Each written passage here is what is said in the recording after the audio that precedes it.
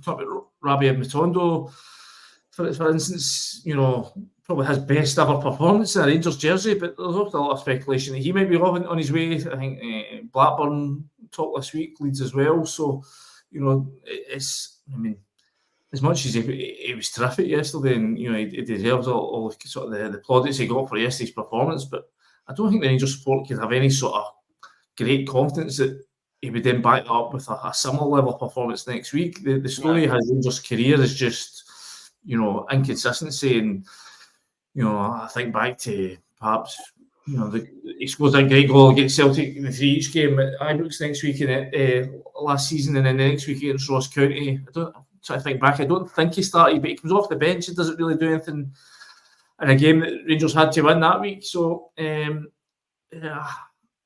think there's still a large portion of Rangers support would be quite happy to see Rabbi Matondo leave if they could sort of recoup was it 1.8 I think they spent on him when they brought him in 2022. So it's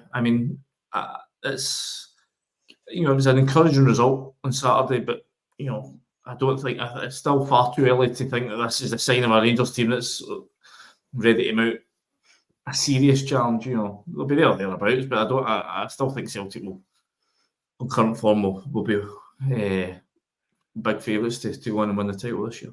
As you mentioned, Andy, Rabbi Matondo, a double yesterday.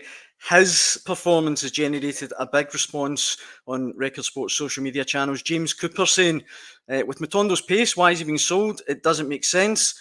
Hugh DL saying as well, no sale of Dessers or Matondo or I will be very upset. Great performances yesterday across the park.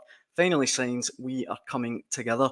But as you say, Andy, it was all well and good yesterday, with all due respect, against Ross County, but it's just so stop-start, particularly from Matondo.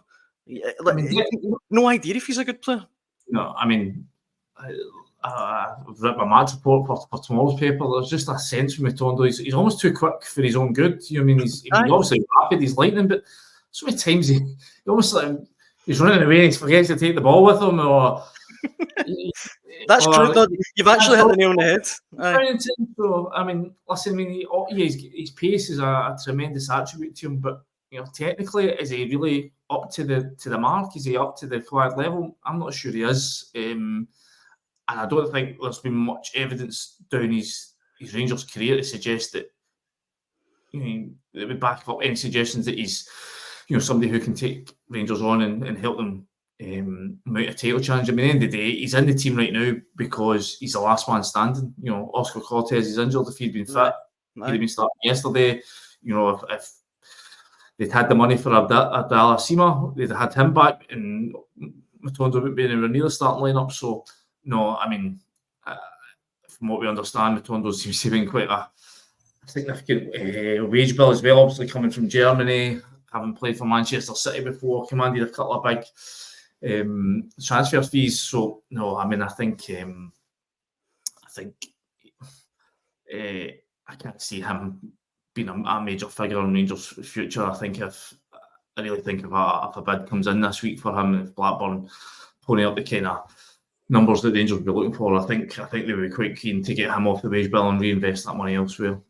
Rangers Easy OK, watching live on YouTube, has written in saying, do think next Sunday will come a bit too soon for us, but a few incomings this week and we aren't as bad as we're being made out.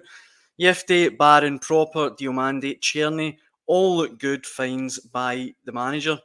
To be fair, the ones he's listed there, they do look like decent players. Yeah, decent, but what Rangers really need is guys that are going to take them closer to Celtic. These guys are doing a decent job, and like Saban, I think he's been terrific since he came in. Diomande, I think with the right kind of players round about him, he could be a special player for this team, but they're still 3, 4, 5 players short of being in a position where you could be confident about them putting in a kind of realistic title challenge. Obviously, as we say, it can be done this week. Rangers are in a bit of a different situation in Celtic in the sense that they've had to leave it this late because finances have dictated that. Celtic have basically chosen to leave it this late, which will raise its own questions. Rangers are now, sitting in this, Luke Mont is basically sitting here waiting for the phone to ring, hoping that somebody's going to come up with some money for Todd Cantwell or Yanis Hadji or Ben Davies, get their wages off the balance sheet, and so that he can then start and reinvest it elsewhere. So, you know, it's a different waiting game that Clement is playing to Brendan Rodgers. But you know, who do you think would be in a happier position? I still think Brendan Rodgers would be far more secure how his team's looking than the Rangers managers.